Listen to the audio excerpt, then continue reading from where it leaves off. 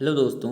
आज से हम स्टार्ट कर रहे हैं एक नया चैप्टर रिप्रोडक्शन इन ऑर्गेनिज्म, जो कि क्लास 12th बायोलॉजी से लिया गया है। ये फर्स्ट चैप्टर है और यहाँ पे हम कंप्लीटली एनसीईआरटी को पढ़ेंगे, जिसमें एनसीईआरटी को एनसीईआरटी की टेक्स्ट बुक से डायरेक्टली ना पढ़ के उसे पॉइंट वाइज अरेंज किया गया है, ताकि आपको सारे पॉइंट्स सेपरेटली दिख सकें। एनसीईआरटी में काफ़ी चीज़ें कलेक्टिव अमाउंट में दे दी गई हैं, तो उनको यहाँ पे सेपरेटली एक एक पॉइंट करके हम स्टडी कर सकते हैं आसानी से। तो आई होप आपके लिए ये थोड़ा बेनिफिशियल रहेगा। ठीक है, तो हमारा पहला पॉइंट आता है यहाँ पे लाइफ स्पैन के बारे में। ठीक है, तो लाइफ स्पैन देखते हैं क्या है। किसी भी ऑर्गेनिज्म का बर्थ से लेकर के नेचुरल डेथ तक का जो भी टाइम पीरियड होता है, that is called life span. जैसे अगर हम बटरफ्लाई की बात करें, ये 1 से 2 हफ्ते तक जीवित रह सकती है, तो ये बटरफ्लाई का लाइफ स्पैन हो गया।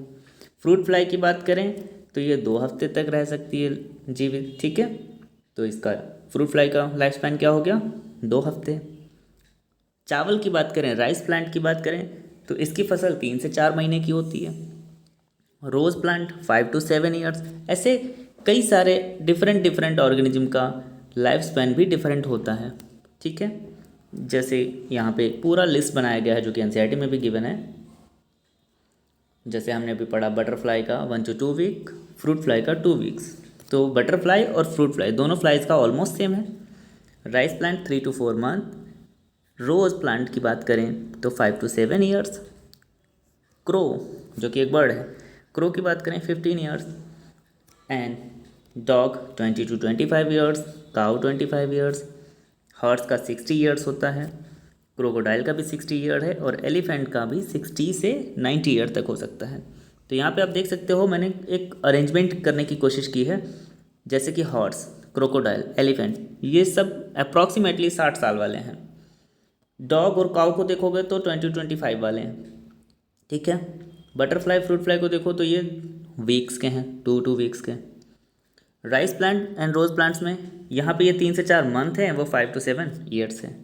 फिर नीचे वाला लिस्ट देखेंगे तो ये सब मोर देन 100 देखने को मिल रहा है। जैसे parrot 140 years, tortoise 100 to 150 years, banana tree 200 years, और बैनियन ट्री 200 to 300 ईयर्स। ठीक है, तो इनका लाइफ स्पेन कितना ज़्यादा है।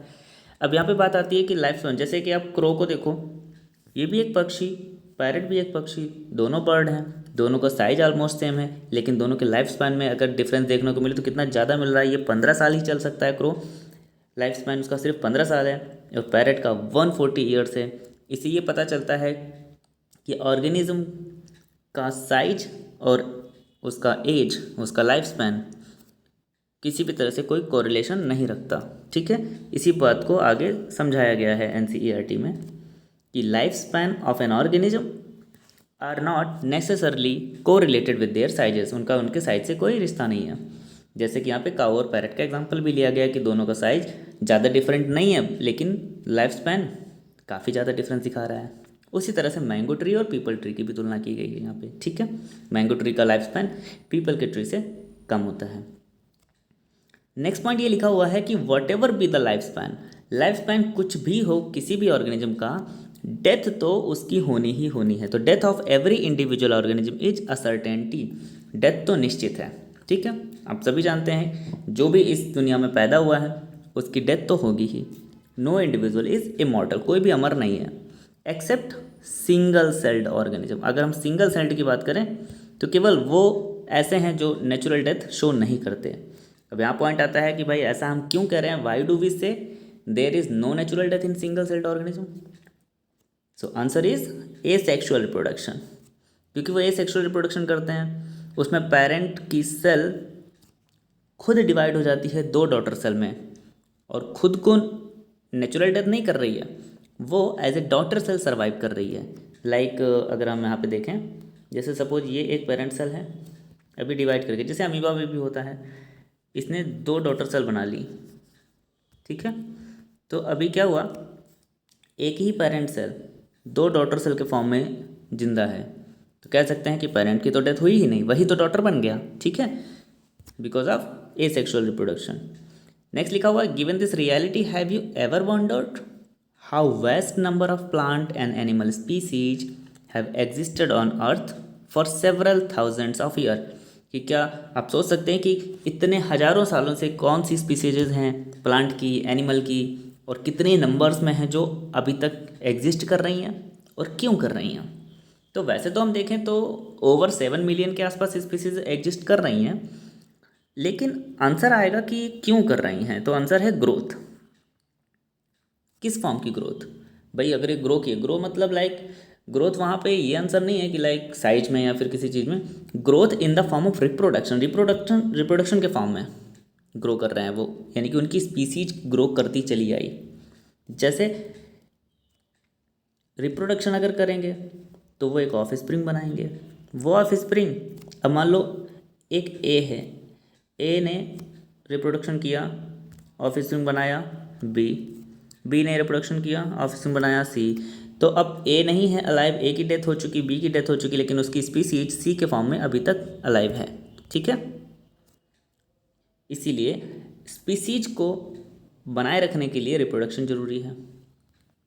तो यहाँ अब बात करते हैं what is reproduction. Reproduction is a biological process जिसमें एक ऑर्गेनिज्म अपने ही जैसा एक ऑफ स्प्रिंग यानी अपने ही जैसी संतान को पैदा करता है।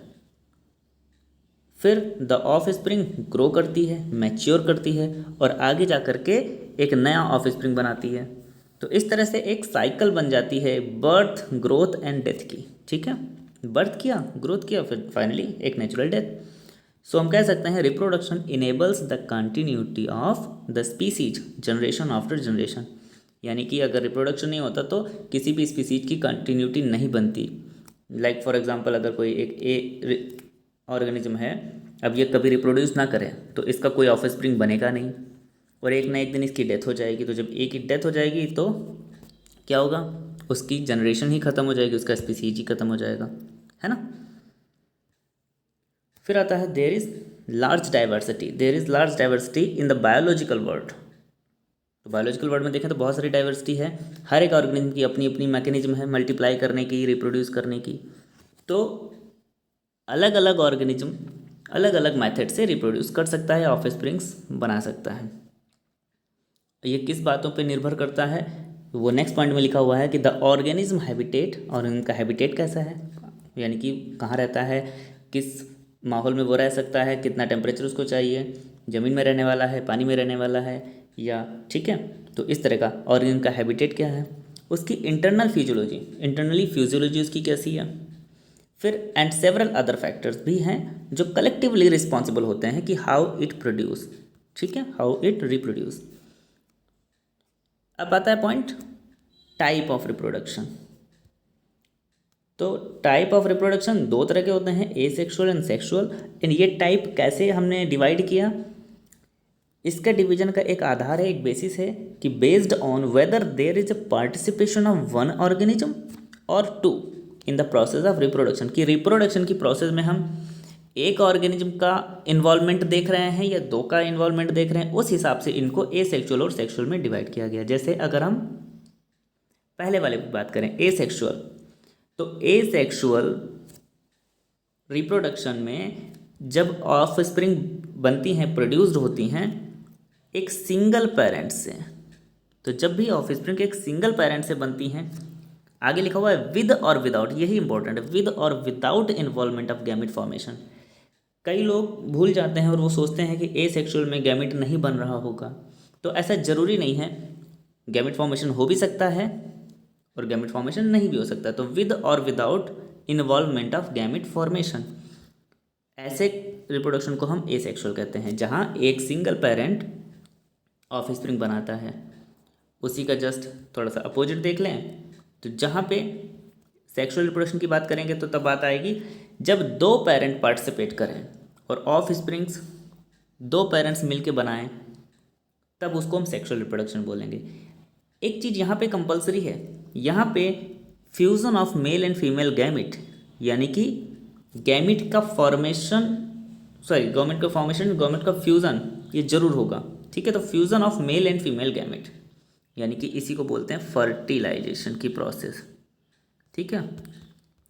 तो फर्टिलाइजेशन यहाँ होगा, ये कंफर्म है। तो सेक्सुअल रिप्रोडक्शन में male and female gametes fuse हो जाते हैं, राइट। तो बस बेसिक डिफरेंस क्या हुआ, एसेक्सुअल में एक पेरेंट ऑफ स्प्रिंग बना रहा है, सेक्सुअल वाले में दो पेरेंट ऑफ स्प्रिंग बना रहे हैं। अब इन दोनों को थोड़ा सा डिटेल में पढ़ना है आगे। लाइक ए सेक्सुअल रिप्रोडक्शन की बात करें तो a single individual is capable of producing of spring. तो जब भी कभी कोई एक सिंगल इंडिविजुअल या सिंगल पेरेंट, जो कि अभी पहले बताया भी, ऑफ स्प्रिंग को प्रोड्यूस करता है, तो वो ए सेक्सुअल रिप्रोडक्शन है। इसकी वजह से होता क्या है कि as a result the offsprings that are produced, जो ऑफ स्प्रिंग बनती हैं, आर नॉट ओनली आइडेंटिकल, न केवल आइडेंटिकल होती हैं अपने पेरेंट के, बल्कि एग्जैक्ट कॉपी बन जाती हैं, बिल्कुल एग्जैक्ट। अब एग्जैक्ट कॉपी के लिए हम एक टर्म यूज करते हैं क्लोन, ठीक है, बन जाती हैं। तो यहाँ पे टर्म क्लोन यूज क्यों किया गया, ऐसे ऑर्गेनिज्म के लिए, ऐसे इंडिविजुअल के लिए क्लोन टर्म यूज किया जाता है जो मार्फोलॉजिकली और जेनेटिकली सिमिलर हों, ठीक है।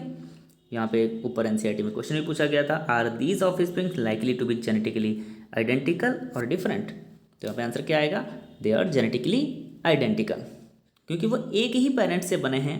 अगर एक ही पेरेंट से बनेंगे तो वो आइडेंटिकली सेम होंगे ना, बिल्कुल एकदम आइडेंटिकल होंगे एक दूसरे के, ठीक है।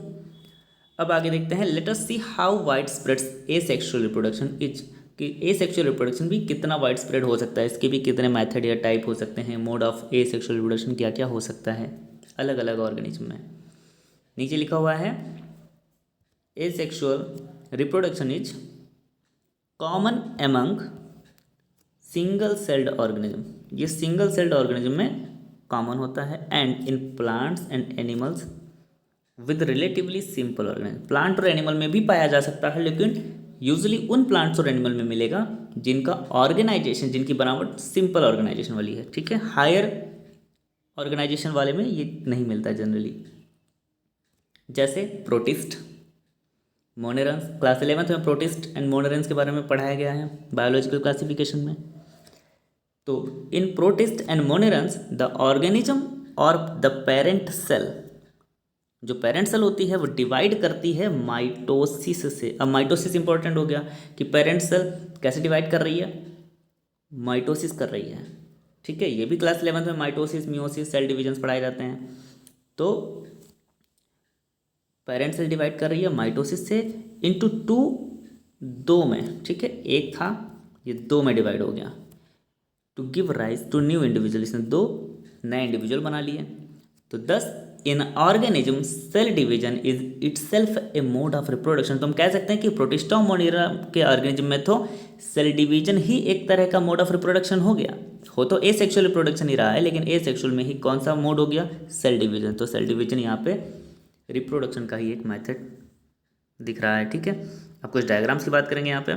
जैसे यूनिसेलुलर ऑर्गेनिज्म लिए गए हैं दो, जैसे एक ईस्ट ले लिया, ईस्ट जो कि फंगस है, और दूसरा अमीबा ले लिया। अब पहले देखते हैं ईस्ट के बारे में। ईस्ट में भी क्या देखो आपको देखने को मिल रहा है, एक पेरेंट सेल है, फिर उसके बाद में उसके ऊपर एक छोटी सी बड आ गई है, एक हल्का सा आउटग्रोथ होता है, ये बड मैच्योर करती है, फिर फाइनली ये डिवाइड कर जाती है, और इसकी ऐसे ही चेन भी बन सकती हैं, आगे चेन बनती चली जाती हैं, ठीक है। तो बडिंग होती है ईस्ट में। अगर पूछा जाए कि ईस्ट में कैसे रिप्रोडक्शन हो रहा होता है, बडिंग के थ्रू हो रहा होता है। और अगर अमीबा की बात करें तो फिशन के थ्रू हो रहा है। इस फिशन को भी हम बाइनरी फिशन बोलते हैं, ठीक है।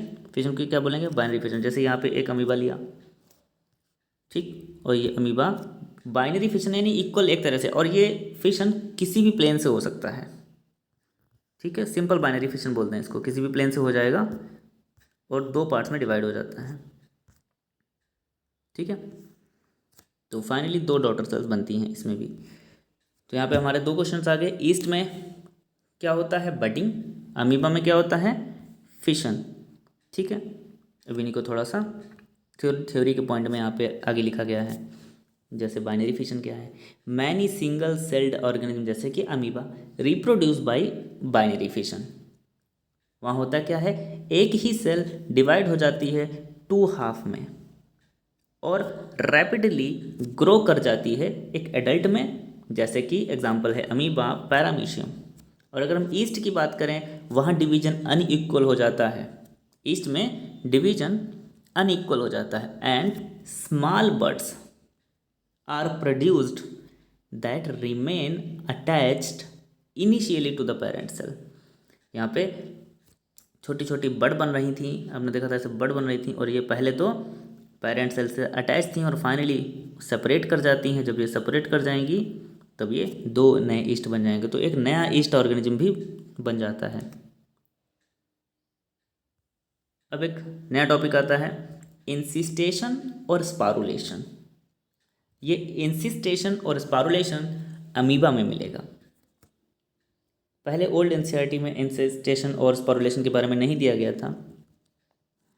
तो अंडर अनफेवरेबल कंडीशन, देखो पहले तो ये समझ लो इंसिस्टेशन अनफेवरेबल कंडीशन में होगा, स्पारुलेशन फेवरेबल कंडीशन में होगा।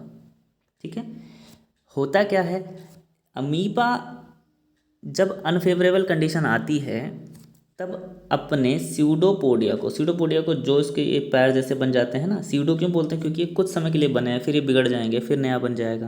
अमीबा को कोई स्पेशल शेप तो होता नहीं है। ठीक है, तो अमीबा क्या करेगा, अपने स्यूडोपोडिया को विड्रॉ करेगा और उसमें से एक 3 लेयर्ड हार्ड कवरिंग को सेक्रेट करता है। एक बहुत ही हार्ड कवरिंग को सेक्रेट करेगा स्यूडोपोडिया को विड्रॉ करके। उस सेक्रेशन को हम बोल देते हैं, कवरिंग को हम बोल देंगे सिस्ट। प्रोटेक्शन के लिए करता है ना, जाहिर सी बात है, हार्ड कवरिंग क्यों बना रहा है अपने चारों तरफ, ताकि प्रोटेक्शन कर रहे होगा। तो जब अनफेवरेबल कंडीशन आती है तो इंसिस्टेशन करता है, यानी एक सिस्ट का फॉर्मेशन करता है। और जब फेवरेबल कंडीशन वापस आ जाती हैं तब इंसिस्टेड अमीबा, यानी कि जिस अमीबा के चारों तरफ सिस्ट बन चुकी थी, वो डिवाइड कर जाता है बाय मल्टीपल फिशन, यानी कई बार फिशन होता है, एक बार नहीं कई बार मल्टीपल फिशन होगा। एंड ये ढेर सारे माइन्यूट्स अमीबा, या उन्हीं को हम बोल सकते हैं स्यूडोपोडियोस्पोर, ढेर सारे अमीबा या स्यूडोपोडियोस्पोर्स बना लेगा। और फिर सेल वॉल बर्स्ट आउट कर जाती है, सेल वॉल फट जाएगी और स्पोर्स सब बाहर निकल आएंगे। ठीक है, स्पोर लिबरेट कर जाएंगे इन द सराउंडिंग मीडियम, और फिर ये आगे टू ग्रो करेंगे इनटू मैनी अमीबी, ढेर सारे छोटे छोटे अमीबा बन जाएंगे। इस फिनोमिना को बोलते हैं हम स्पारुलेशन। ठीक है, इसको क्या बोलेंगे, स्पारुलेशन। चलिए अब आते हैं हम आगे, नेक्स्ट टॉपिक है एसेक्सुअल रिप्रोडक्टिव स्ट्रक्चर्स के बारे में। तो देखो, kingdom fungi and simple plants जैसे कि एल्गी, इनके जो मेंबर होते हैं वो एसेक्सुअल रिप्रोडक्टिव स्ट्रक्चर्स, यानी कुछ स्पेशल स्ट्रक्चर्स होते हैं जिन्हें हम एसेक्सुअल रिप्रोडक्टिव स्ट्रक्चर कहते हैं, उनके थ्रू रिप्रोड्यूस करते हैं। आगे फिगर में भी दिखाया गया है। यहाँ पे जो मोस्ट कॉमन स्ट्रक्चर है वो है जूस्पोर। जूस्पोर यूजुअली माइक्रोस्कोपिक और मोटाइल होता है। तो यहाँ पे जूस्पोर के बारे में स्पेशल पॉइंट क्या है याद करने वाला, asexual most common reproductive structure zoospore है जो कि मोटाइल होता है। ठीक है, कुछ other common asexual reproductive structure भी हैं, जैसे यहाँ पे कोनिडिया की बात करें, ये पेनिसिलम में मिलेगा। बर्ड्स की बात करें, हाइड्रा में मिलेगा, जैसे अभी ईस्ट में भी बर्ड था। ठीक है, जेम्यूल्स की बात करें, ये स्पंज में मिलेगा, राइट। ठीक है, अब यहाँ पे देखो कुछ एग्जांपल भी दिखाए गए हैं। देखो पहला दिखाया गया जूस्पोर ऑफ क्लेमाइडोमोनास, क्लेमाइडोमोनास में इस तरह से जूस्पोर्स बन जाते हैं, है ना। फिर पेनिसिलियम की बात करें तो यहाँ पे कोनिडिया की बात हो रही है। तो जूस्पोर क्लेमाइडोमोनास के लिए ये एग्जांपल्स काफ़ी इंपॉर्टेंट है नीट के लिए, और पेनिसिलियम के लिए कोनिडिया हो गया। फिर नेक्स्ट आता है हाइड्रा में जो बर्ड्स बनी हुई है। देखो इस तरह से एक छोटी छोटी बर्ड बन जाती है, यहाँ पे लिखा हुआ है हाइड्रा में ये बर्ड बनी हुई है।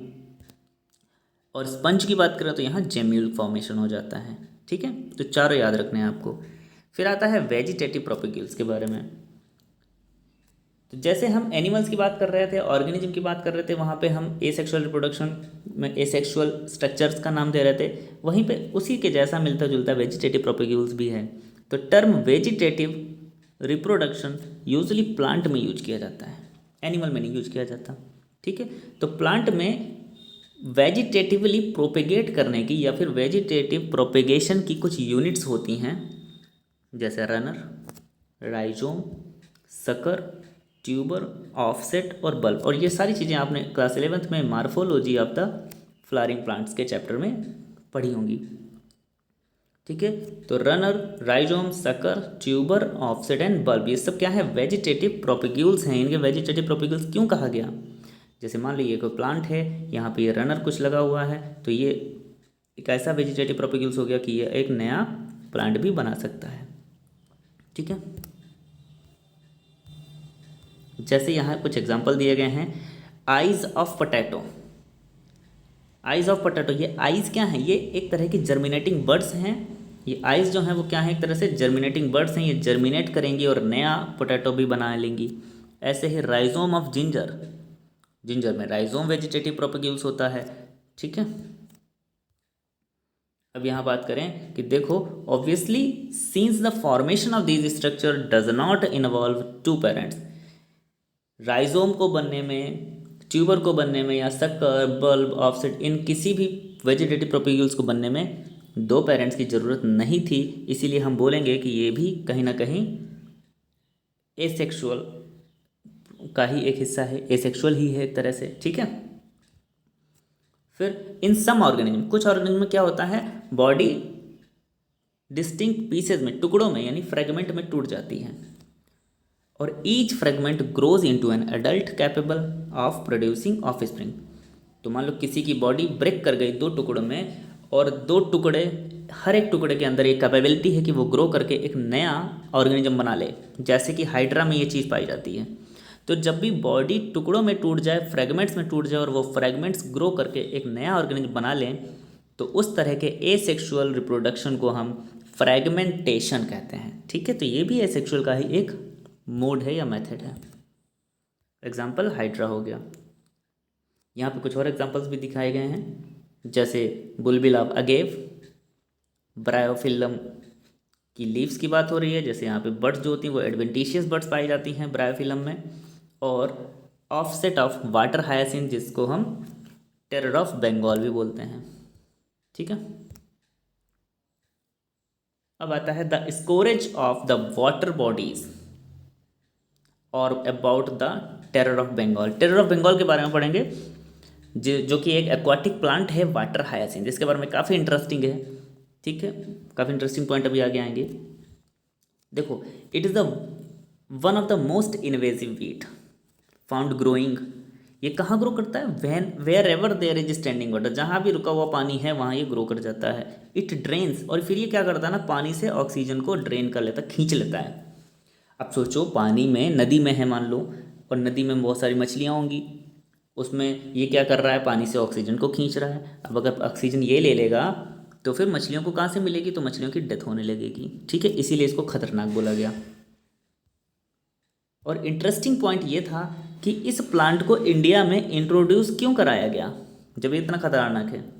इसको इंट्रोड्यूस कराया गया था इसके ब्यूटीफुल फ्लावर्स और शेप की वजह से, लेकिन नहीं पता था ये इतना खतरनाक होगा। ये नदी में अगर ग्रो कर गया तो पूरी नदी को ही कवर कर लेगा और सारी ऑक्सीजन ले लेगा। ठीक है, तो क्या हुआ, since it can propagate vegetatively, ये वेजिटेटिव प्रोपेगेशन करता है, और वो भी बहुत स्पीड से करता है, एट अ फिनोमिनल रेट, एक अच्छी रेट से यानी स्पीड से कर लेता है, and spread all over the water body in a short period of time, कम समय में ही पूरी वाटर बॉडी को कवर कर लेगा। इसीलिए इससे छुटकारा पाना बहुत मुश्किल होता है, it is very difficult to get rid of them.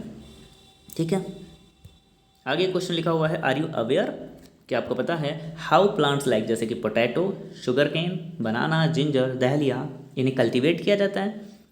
तो काफ़ी देर से तो हम लोग वही पढ़ रहे हैं कि कल्टीवेशन कैसे हुआ इनका, वेजिटेटिव प्रोपेगेशन के थ्रू होता है। ठीक है, तो आंसर क्या हुआ, वेजिटेटिव प्रोपेगेशन करते हैं। इनके पास जो स्टेम होता है, स्टेम के ही एक पार्ट से एक नया हम प्लांट ग्रो कर सकते हैं, स्टेम में प्रोपेगेशन होता है। ठीक है,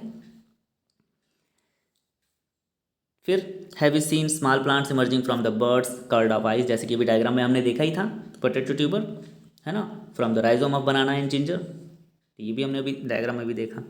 तो अगर आप ध्यान से उसको एग्जामाइन करो या डिटरमाइन करो, when you carefully try to determine the site of origin of the new plantlet in the plants listed above, तो जो ऊपर अभी हमने बताया उनमें अगर आप ध्यान से देखें कि उनकी ओरिजिन कहाँ की है, उनके ऊपर जो प्लांटलेट्स आ रहा है वो कहाँ से ओरिजिनेट हो रहा है, then you will notice that they are invariably arise from the nodes, वो नोड्स से अराइज हो रहे थे।